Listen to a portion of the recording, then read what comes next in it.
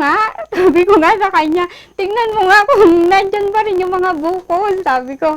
Sabi niya, oo, wala na.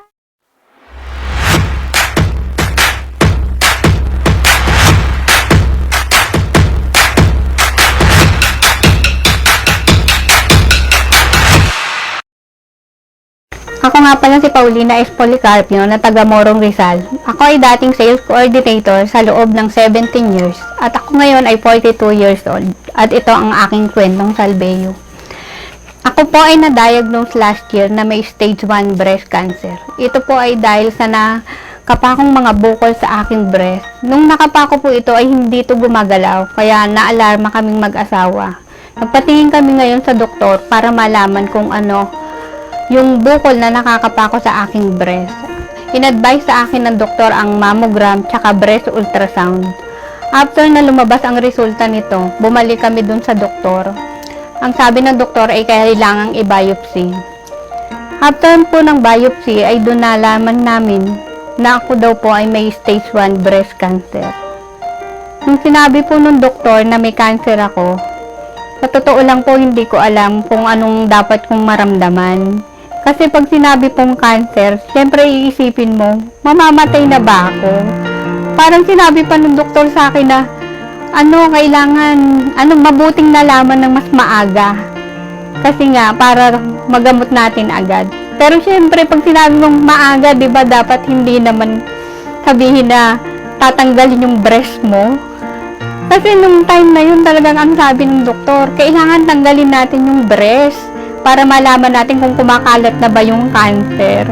Pero syempre kaming mag-asawa, hindi naman kami agad sumunod dun sa doktor.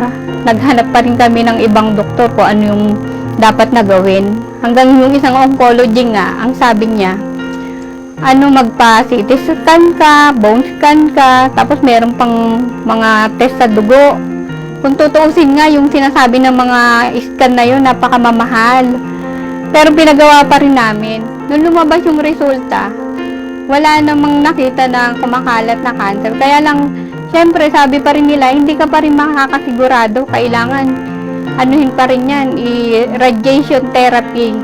Pero syempre, sa kabila pa rin nun, sabi namin mag-asawa, hanap pa rin tayo ng alternative medicine. Ito nga yung nakita namin, may nakita kaming herbal supplement na tinake ko naman siya, kaya lang sa sobrang mahal na 11,000 siya monthly, na hindi ko alam kung saan namin talaga kukuhanin yung pambili. Hanggang sa itinigil ko nga to dahil hindi na namin kaya. Hanggang sa may nagrekomenda nga nitong Salbeo Barley Grass. Ito, nung sinubukan ko siya, sa totoo lang, nung una, uminom ako nito, parang hindi pa yata nawala. Parang ang ginawa ko, tinuloy-tuloy ko siya hanggang sa isang araw. Siguro mga 3 months ko tong iniinom. Doon ko naramdaman na yung mga bukol na nakakapako sa breast ko, nawala. Kaya tuwan-tuwa po ako nung nawala yun. Kaya sabi ko nga sa asawa ko, kapain mo nga. Sabi ko nga sa kanya, tingnan mo nga kung nandyan pa rin yung mga bukol. Sabi niya, oo, wala na. Sabi niya ganun. Kaya sabi ko, nakakatuwa naman, sabi ko, ang galing ng salbeyo kasi talagang nawala yung mga bukol. Tapos talagang lumalakas yung katawan ko araw-araw. Kaya hanggang sa tinuloy-tuloy ko yung pag-inom nito. Kaya hanggang sa ngayon, malakas po ako. Hindi po ako dinadapuan ng sipon, ng ubo. Kumbaga nagpapasalamat ako dito. Kasi ang laki nung natipid ko na gastos. Unang-una yung pagpapatanggal. Magkano rin yung pagpapatanggal ng breast? Ang sabi ng doktor na sa 100 hanggang 120,000.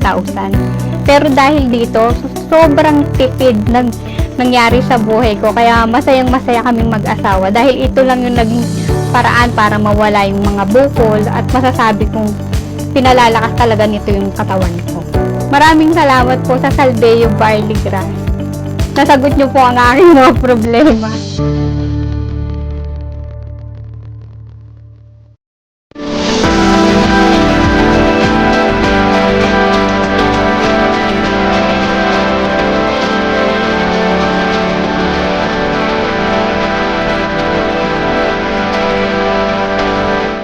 Saan?